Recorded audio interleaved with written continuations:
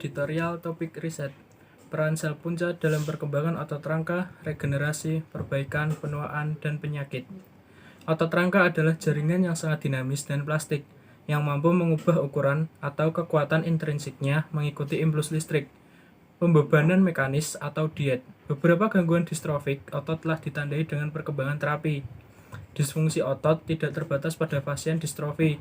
Selama penuaan, terjadi penurunan terhadap fungsi otot yang berdampak negatif yang signifikan terhadap kesehatan individu, meningkat resiko jatuh lesu, dan juga kehilangan mobilitas serta kemandirian, serta peningkatan terkait kematian. Kehilangan otot ini diperkirakan prevalensi antara 5 dan 13% antara 60 hingga 70 tahun.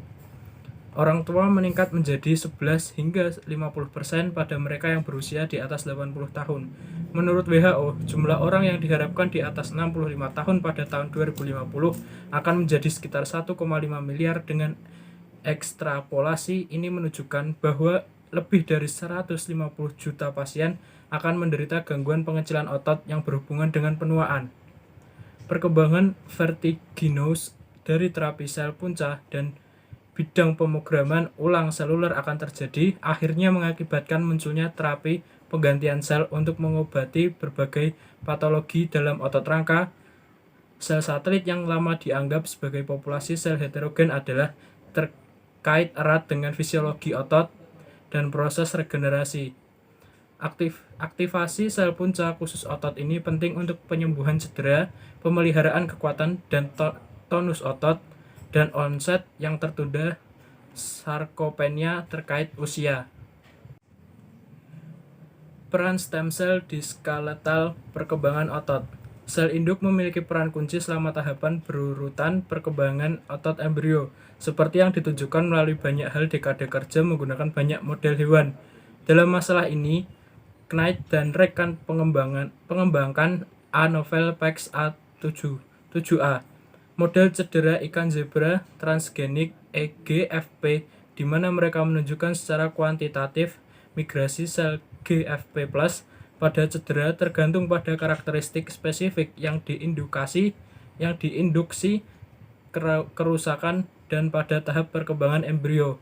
Hal ini menunjukkan bahwa sel pengekspres PAX7A penghuni otot dapat berfungsi secara berbeda tergantung pada kondisi eksperimental. Mengungkap beragam fungsi ini merupakan tantangan dan memiliki implikasi penting untuk perbaikan dan regenerasi otot studi. Distrofi otot menargetkan otot kepala dan tubuh berbeda, menunjukkan bahwa sel satelit yang menggerakkan otot regenerasi mungkin memiliki perbedaan fungsional molekuler di masing-masing jaringan otot. Dari sel induk otot kepala mengekspresikan PAX7 dengan membandingkan model ayam, tikus, katak, dan ikan zebra. Mereka mengendalikan mekanisme yang agak berlawanan dengan intuisi munculnya sel induk otot kraniofasial, di mana deekspresi novo dari PAX7 diperoleh setelah seluler komitmen untuk nasib myogenik, yang didirikan dengan ekspresi faktor regulasi myogenik atau MRFS. Guardiola dan rekannya membuat model tikus baru untuk lebih memahami pentingnya kriptoregulator yang dikenal embryogenesis vertebrata. Selama otot rangka pasca natal regenerasi, saat diekspresikan pada orang dewasa, sel induk satelit kripto mempromosikan komitmen myogenik dan fusi atau diferensiasi dengan cara bergantung pada waktu. Meningkat regenerasi otot pada cedera akut, ketersediaan TG model kripto akan menjadi instrumen untuk pengembangan masa depan pendekatan farmakologis. Peran stem cell di skeletal penuaan otot. Centenarian adalah paradigma penuaan yang sehat, dan paradigma mereka berumur panjang, yang luar biasa, dan kebugaran fisik entah bagaimana harus terkait dengan susunan genetik. Identifikasi genetik polimorfisme terkait dengan massa otot dan pemeliharaan fungsi di usia tua harus bermanfaat untuk pencegahan dari sarkopenia terkait usia. Di jalan yang panjang, banyak membuang calon potensi juga penting. Lucia dan rekan-rekannya mempelajari signifikasi fungsional, yaitu apakah mereka mengaruhi tingkat transkripsi otot gen dari tiga kandidat SNP dalam kelompok manusia independen. Meskipun mereka mendeteksi korelasi dengan tingkat transkripsi gen di dekat dengan SNP, mereka tidak menemukan hubungan dengannya umur panjang yang luar biasa. Temuan ini relevan dan menarik karena SNP ini yang terkait dengan massa tubuh tanpa lemak, kebugaran kardiospasi dari fisik yang lebih baik kinerjanya. Bagaimanapun tampaknya tidak selalu terkait untuk meningkatkan umur panjang. Pendekatan terapeutik teoritis lain mendapat momentum diarahkan ke peremajaan ceruk sel induk melalui keterpaparan pada lingkungan yang lebih muda. Identifikasi faktor sistematik tertentu yang memediasi terapi yang menjanjikan ini kemungkinan sedang diperdebatkan. Lee dan Biswa Belmote 2014, Sinha dan kawan-kawan, Sauha Victor dan kawan-kawan juga 2014, Brook dan Rejunik di 2015. Latela dan rekan-rekannya memberikan review yang menarik dari beberapa studi terobosan baru-baru ini tentang sel intrinsik versus ekstrinsik sel, mekanisme yang mendasari penurunan regeneratif sel satelit penuaan Madaro Lateliff. Mereka menganjurkan studi baru untuk lebih jauh mengeksplorasi hubungan antara kerusakan DNA P38 dan jalur pensinyalan P16NK4A pada penurunan terkait usia ini. Kontrol pensinyalan faktor pertumbuhan fibrolas FGF oleh Spray 1 diubah dengan penuaan dan mempengaruhi sel satelit pemeliharaan ketenangan. Yablonka Review dan kawan-kawan mengajukan bahwa hanya FGFR1 dan respor FGFR5 diekspresikan dalam sel satelit menjadi lebih baik memahami peran mereka dalam regenerasi otot orang dewasa cedera. Penulisan menganalisis fenotipe setelah ablasi FGFR1. Mereka menunjukkan bahwa meskipun responnya mitogenetik yang digerakkan oleh FGF2 dalam sel satelit hampir tidak ada, ini tidak mempengaruhi otot regenerasi, mungkin karena adanya kompensasi mekanisme. Peran stem cell di skeletal, regenerasi dan perbaikan otot.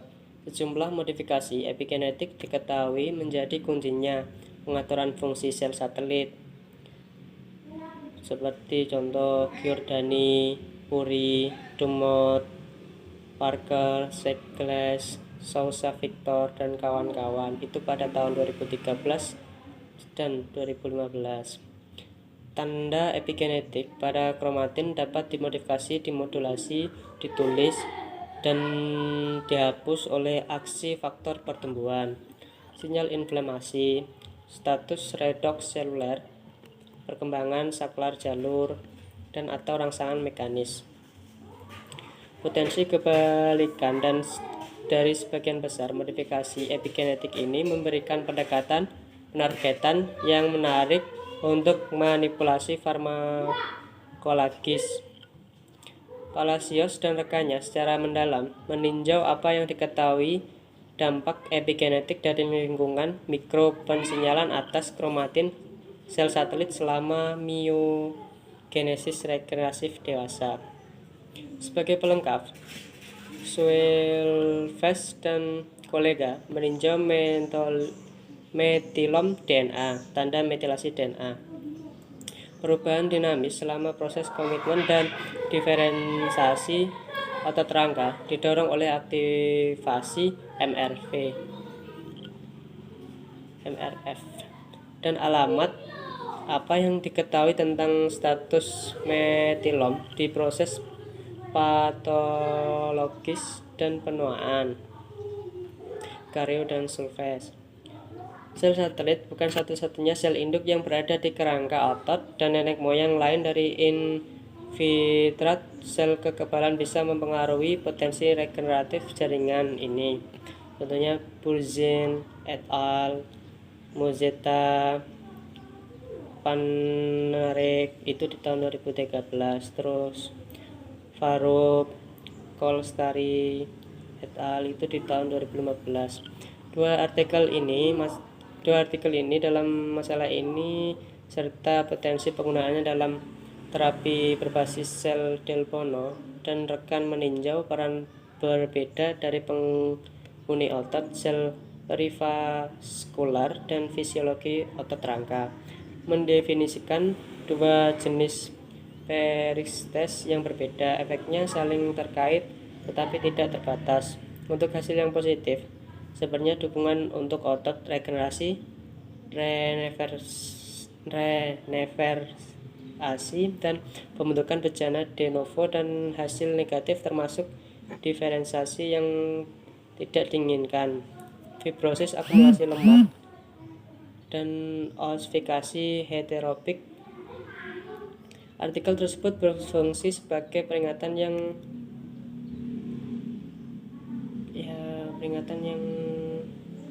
kuat bagi mereka yang ingin melakukan mendorong implementasi awal terapi sel induk dan menyoroti kebutuhan untuk memperdalam pengetahuan kita tentang aktivasi dan integrasi sel induk yang ditransplantasikan, karena ini tidak dapat terjadi berkontribusi pada proses regenerasi organ yang ditargetkan di semua pendekatan terapeutik, dan memang bisa merugikan pasien. Dalam kontribusi yang berbeda, Orgales mengedepankan kasus untuk sel induk mesenchymes ASC yang diturunkan dari adiposa terkait erat untuk digunakan terapi regeneratif otot. Artikel itu menyajikan pandangan kolektif tentang diferensiasi myogeneik ASC, Enrich dan protokol penilaian fungsional seperti yang dilaporkan oleh berbeda kelompok penelitian, karena sel-sel ini telah menunjukkan catatan keamanan yang baik tetapi kemanjuran yang buruk saat ditransplantasikan. Penulisan mengajurkan peningkatan penggayaan, perluasan, dan manipulasi ASC yang berasal dari nenek moyang myogenetik untuk meningkatkan hasil klinis. Peran sistem sel dalam penyakit otot skeletal. Distrofi otot adalah yang paling umum dan parah penyakit yang mempengaruhi homeostatis dan fungsi otot rangka. Sementara distrofi memiliki banyak karakteristik umum, sebagian besar dikaitkan dengan kompleks protein terkait distrofin. Ciri khas yang digunakan dalam diagnosis adalah pengaruh diferensial mutasi tertentu pada berbagai kelompok otot rangka. Sel induk satelit dianggap sangat heterogen populasi sel. Pavlov dan rekannya meninjau apa yang diketahui tentang otot rangka, biologi sel induk, dan membandingkan sel satelit dari 8 yang berbeda kelompok otot dan tingkat kasih sayang yang berbeda otot dalam distrofi otot. Itu penulis menyoroti pentingnya memajukan kami lebih lanjut pengetahuan tentang biologi otot yang berasal dari sel satelit otot non-ekstremitas, yang entah bagaimana telah diabaikan sampai sekarang mengikuti tema ini. Marazi dan rekannya menganalisis variasi pada peran dukungan yang diberikan oleh nenek moyang penggantara sel. Untuk regenerasi otot, dalam upaya lebih lanjut mencirikan relung sel induk satelit di otot ekstraokuler.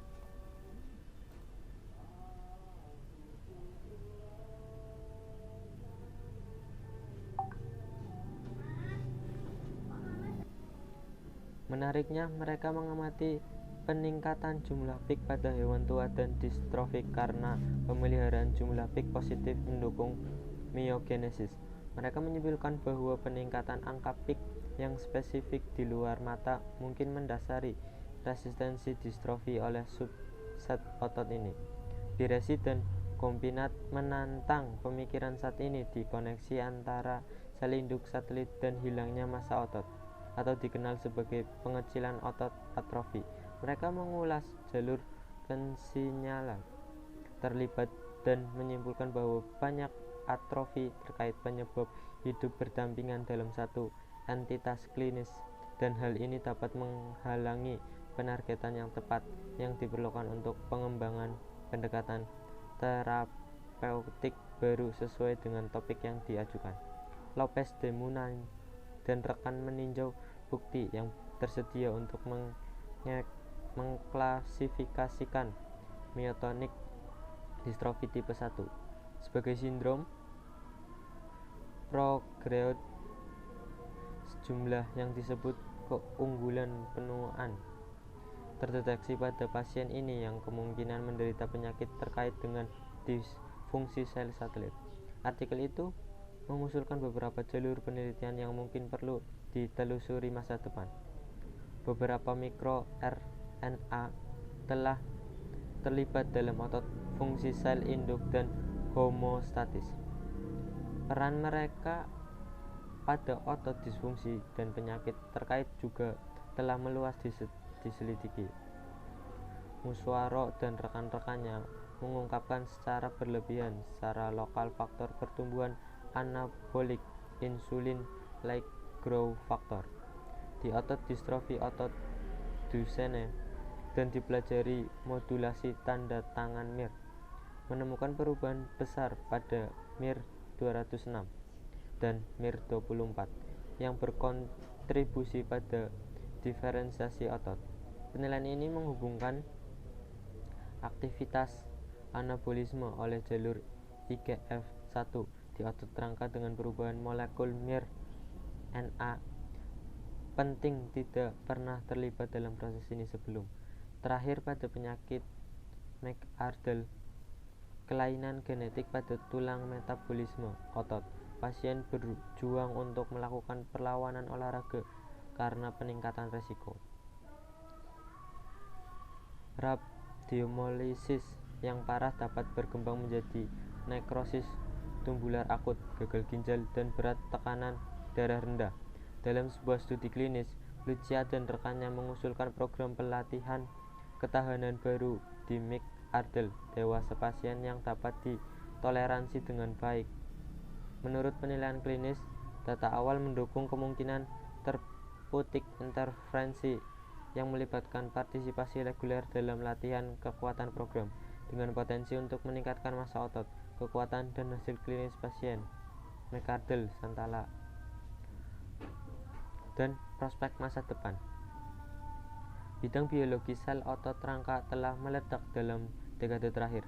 Meskipun kemajuan dialami di kami, pengetahuan tentang fungsi, asal pembaruan, regulasi gen, epigenetik, penuaan, dan penuaan sel-sel yang luar biasa, ini saja merupakan langkah kecil menuju pemahaman penuh kita tentang mereka, kemampuan, dan potensi terpetik banyak aspek dari sel-sel ini. Masih membingungkan dan membutuhkan upaya gabungan untuk mengungkapkannya. Banyak rahasia mereka.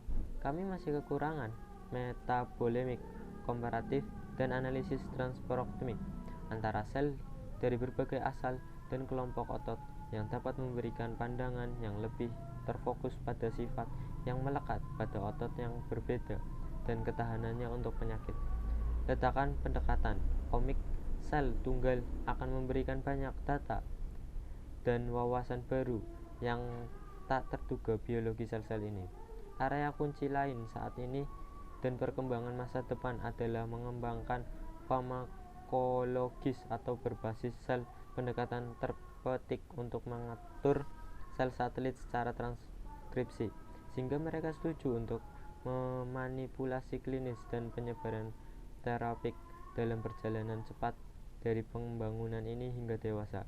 Dari regenerasi hingga penyakit, kami berharap para pembaca menemukan beberapa pencerahan pada berbagai aspek sel satelit biologi yang tidak bebas dari perbedaan. Secara keseluruhan, peningkatan pemahaman tentang biologi otot membuat kita semakin sadar dari batas pengetahuan kita. Atau seperti yang ditulis Walt Whitman, apakah saya bertentangan dengan diriku sendiri? Baiklah, kemudian saya mengkontradiksi diri saya sendiri. Terima kasih perhatiannya. Apabila kelompok 5 ada salah dan kekurangan, kami mohon maaf. Wabillahi taufiq wal hidayah. Wassalamualaikum warahmatullahi wabarakatuh.